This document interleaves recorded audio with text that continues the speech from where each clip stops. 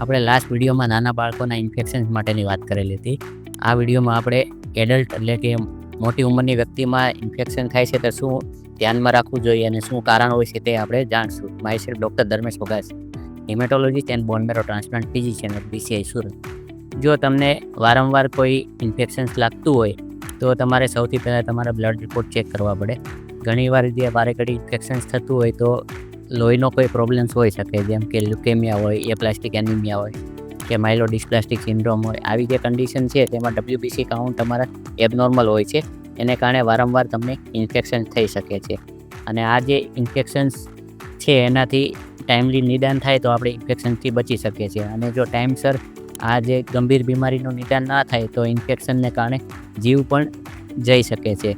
અને મોટાભાગના જે બ્લડ કેન્સર્સ હોય અને કોઈ પણ એપ્લાસ્ટિક એનિમિયાની બીમારી કે બોન મેરો ટ્રાન્સપ્લાન્ટવાળા પેશન્ટ્સ હોય તો ઇન્ફેક્શનને કારણે મૃત્યુ થવાની શક્યતા થોડી વધારે હોય છે. એટલે આપણે એનું ઇન્ફેક્શનને લાઇટલી ના લઈએ અને ટાઈમસર નિદાન કરીએ અને આપણે ગંભીર બીમારીમાંથી બચી શકીએ છીએ.